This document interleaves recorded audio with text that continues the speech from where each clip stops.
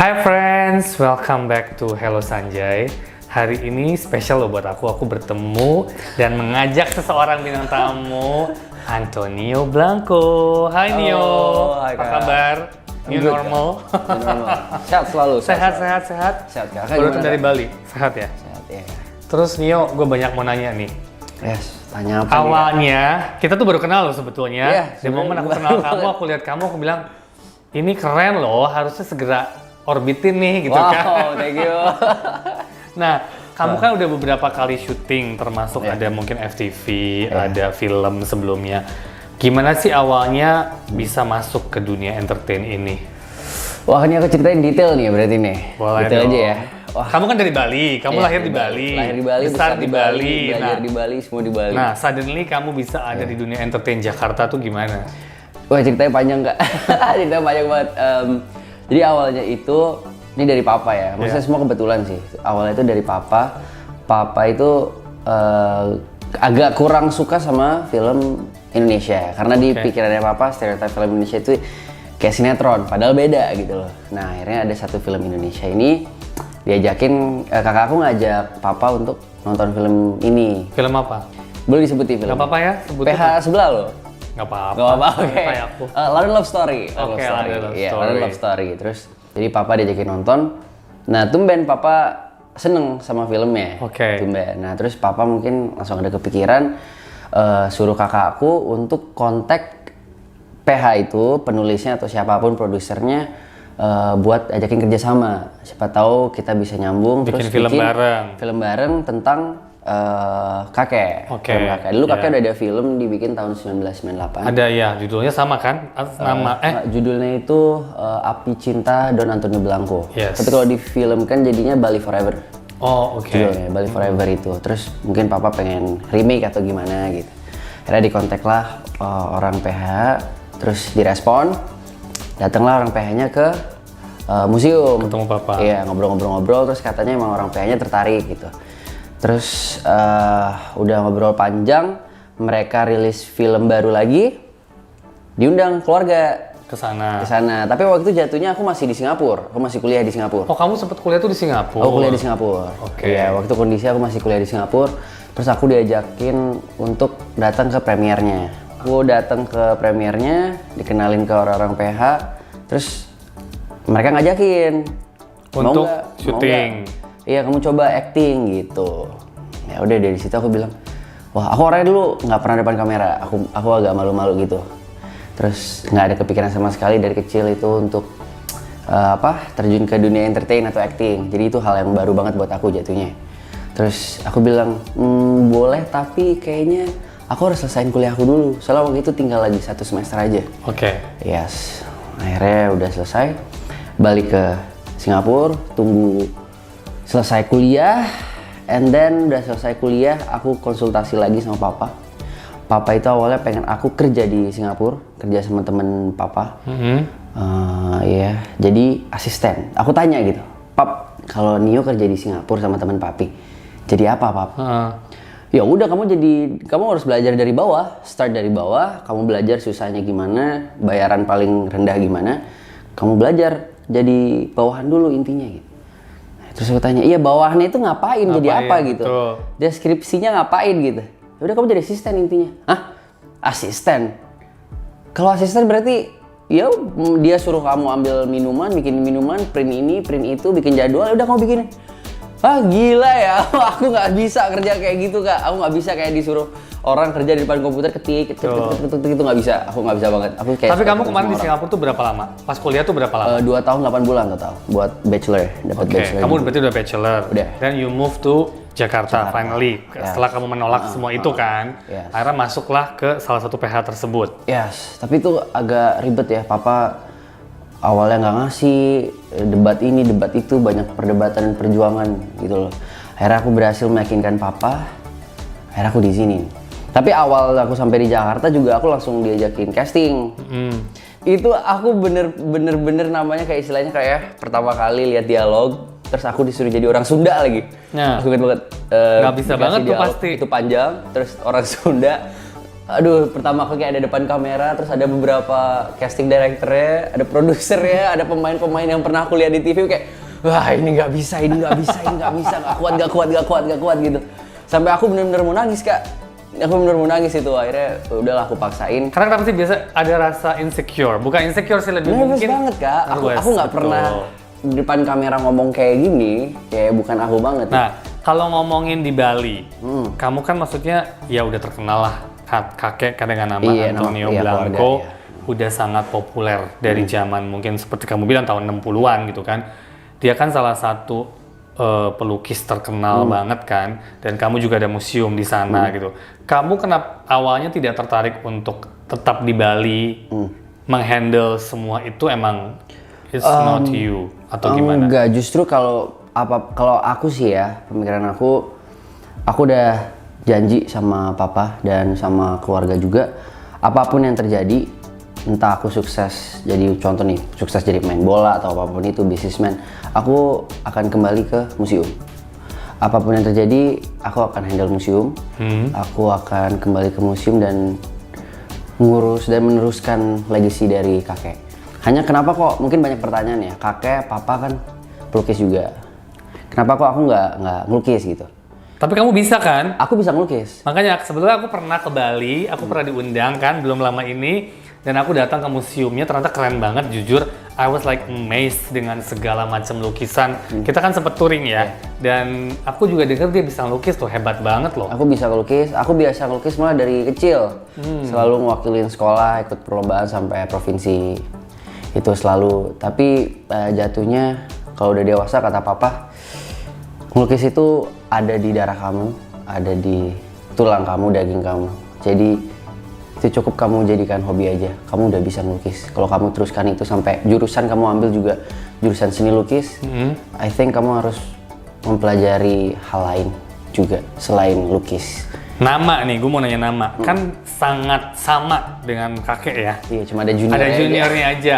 Itu sedikit cerita. Kenapa ya? Kenapa maksudnya gitu? It's a very famous name. Jadi maksud orang juga pas dengar nama itu langsung klik ke sana iya, gitu juga kan. Aku awal-awal syuting juga ditanya gitu, nama kamu siapa nih kok? Antonio Blanco, ini apa hubungan kamu dengan pelukis yang di Bali itu? Pasti. Ya aku cucunya. Oh iya gitu. Nah, perbedaannya kan di junior ini kan. Iya, Maksudnya ada sedikit cerita dong kenapa bisa kakek atau papa mungkin menggunakan nama yang sama. Kenapa ya? Atau ada pesan-pesan khusus mungkin dari kakek? Sebenarnya kalau alasan umumnya sih, gini, kakek itu punya 9 cucu.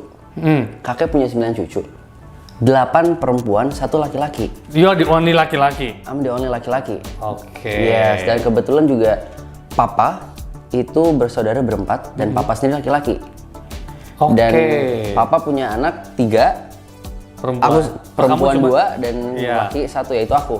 Oke. Jadi nggak tahu ya, I think di So kayak keluarga legasinya Blanco, turun ke kamu ya semuanya. ya, I think susah juga kayak nyari keturunan laki juga sih. Jadi mau nggak mau mungkin ya, mau nggak mau ya, mau nggak mau nama kakek dikasih ke aku, atau kakek nggak kreatif enough buat kasih nama, jadi ya udahlah kasih aja ke aku. Tapi enggak sih, maksudnya people jadi mengingat. Ini suatu apa ya? Ya kita jadi mengingat. Mungkin kemarin orang udah anak generasi muda mungkin nggak tahu siapa Antonio Blanco mungkin ya generasi ABG sekarang. Tapi kalau yang dengan keluar lagi nama kamu mungkin orang jadi remember juga. Kan maksudnya emang tugasku juga gimana caranya nama kakek dan nama keluarga itu selalu diingat oleh orang, jasa-jasa kakek. That's good. Soalnya jatuhnya kan kalau tanpa kakek juga Bali nggak bisa seperti ini jatuhnya. Aku berani bilang kayak gitu karena emang kakek salah satu orang yang diminta tolong oleh Presiden Soekarno untuk mempromosikan Bali ke luar negeri. Oke, ya dia sempat. Yes, I think around, kalau nggak salah ya, 6 tahun di luar. Like di Amerika, terus ke Jepang, around Asia. Yes, Wow, that's buat promotin bagus ya. Bali ya. Nah, sekarang kamu kan udah terjun ke dunia entertain. How you feel? Dari yang awal kamu bilang nggak pede, nervous. Sekarang kan kamu sudah mulai syuting ya, walaupun mungkin belum terlalu banyak. Tapi saya pernah lihat kamu casting dan kamu udah lumayan pede sih, sudah lumayan confident. Bagaimana kamu membuat diri kamu confident dan nyaman di situ? Do you learn acting dulu atau? Yes. Jadi aku inget kan ya, aku tadi ceritain aku casting masih kaku banget, masih ragu. Nah aku ikut casting berapa kali juga, masih nggak dapet. But then aku minta tolong sama manajer ada waktu itu buat cariin aku workshop. Oke, acting coach gitu ya. Acting coach. Jadi waktu itu kalau nggak salah sebulan deh. Jadi di situ kayak lumayan juga banyak pelajaran yang aku dapet. Tapi yang paling penting sih bagi aku jam terbang sih. Betul. Jam terbang. Yang penting sering dikasih peran yang berbeda, sering syuting, sering belajar di lokasi, dan emang harus mau belajar orangnya. Tuh, bener dengerin tuh, harus tetap belajar, harus tetap berusaha. Dan nggak boleh nyerah. Karena jujur aku aja udah lama pegang casting director, tapi aku aja nggak bisa acting loh, jujur. Aku aja masih nervous kalau suruh ngajarin. Bukan ngajarin ya, lebih jadi sparkling. Maksudnya aku juga kadang-kadang sampai sekarang ngerasa kalau ada adegan yang belum pernah aku lakuin, aku agak nervous. Di pikiran aku masih mikir, sutradara seneng nggak ya? Seneng kayak dia marah nggak ya sama aku kayak gitu. Ya. Oke, tapi ternyata kamu sekarang lagi belajar dan kamu getting better. Semoga. Ya, sekarang juga lagi mau syuting sama saya juga. Hopefully this is the new pertama kali kita kerja sama, dan mudah-mudahan kita bisa panjang pastinya. Semoga. Terus aku dengar-dengar kamu juga lagi berbisnis nih. Seorang Antonio semua yang lengkap sekarang ya, dari kuliah di Singapura, bisa melukis, main sinetron dan film, sekarang ada bisnis. Boleh nggak cerita sedikit bisnisnya apa tuh? Boleh, sebenarnya ini bisnis kecil-kecilan. Nggak apa-apa, aku lihat di Instagram kok seru kayaknya. Ini pun terjadi karena dorongan kondisi dan situasi ini kayaknya. Karena PSBB ini kan, kita nggak bisa syuting, nggak bisa ngapa-ngapain. Jatuhnya ya aku puter otak lah, begitu bahasa bisnis ya. Aku puter otak gimana caranya, wah harus ada pendapatan nih selalu. Soalnya emang jujur papa, kalau orang-orang bilang ke aku kayak gini kak, enak ya jadi Antonio ya. Keluarganya ada nama, terus ada bisnis yang udah jalan. Ya udah kamu kan tinggal diem di rumah aja, nikmatin semuanya. Nggak gitu sih sebenarnya. Kalau papa didik aku keras. Jadi kayak aku minta ini, papa nggak langsung kasih. Harus ada something yang aku kasih ke papa dulu. Harus ada something yang aku perjuangkan dulu, baru papa bisa langsung kasih ke aku. That's good. Ya, and papa juga ngajarin aku untuk selalu dewasa, mandiri. Jadi aku di Jakarta juga udah pakai uang sendiri. Oh, that's good. Ya, jadi kalau kayak kondisi kayak gini aku susah syuting, susah ke Jakarta juga. Pas di Bali aku mikir, aku putar otak gimana caranya harus ada pemasukan. Ya. And then aku rencana ini mau franchise salah satu brand ternama kopi buat buka di Ubud di daerah aku. Udah buka kan tapi sekarang? Oh belum? Oh sekarang udah buka. Tapi udah buka, waktu itu sebelum kopi aku dibuka, aku mau franchise brand ternama. Sampai aku search, aku kontak orang yang untuk dateng. Terus iya, udah mau deal, udah mau bayar semua. But then one of my friend yang deket juga, dia orang bisnis juga, udah bergerak di F&B lama, cukup sukses. Dia ngajakin aku untuk bikin kopi. Jadi bikin dengan brand sendiri. Bikin dengan brand sendiri. Itu dengan nama Kopi Pangeran. Karena di Ubud, sebutan dia itu dipanggil Pangeran Ubud. Si orang tersebut. Si orang itu my friend. Dan aku juga istilahnya dicanda-candain sama orang, wah Pangeran Ubud nih, Pangeran Ubud nih. Jadi kita sama-sama kayak pangeran apa ya, bikin brandnya. Yaudah deh, Kopi Pangeran aja deh. Good juga, Dan alasan juga aku bangun kopi itu karena gini kak. Sekarang kondisi semua tutup di Bali ya. Dan kita ada 4 bisnis gitu. Museum dan sisanya F&B. Museum kita targetin lokal and international, tapi semuanya nggak bisa. Kan masih ditutup. Ada 3 F&B, ada 3 restoran. Itu juga hampir semuanya ditutup. Ngandelin international. Take away doang. Bukan, international. Oh, international people. Karena sekarang nggak ada turis yang masuk ke Bali. Dan jatuhnya kita kan udah di Ubud. Kita tinggal nunggu orang lewat, ya kan? Datang langsung, kita nggak perlu promosi apapun untuk itu. Tapi karena nggak ada tamu sama sekali, semuanya untuk sementara tutup. Iya, jadi bisa dibilang kondisi lagi susah. Tapi emang sedih banget sih dengan kondisi sekarang ya. Maksudnya kita bukan kita aja ya, bukan aku aja.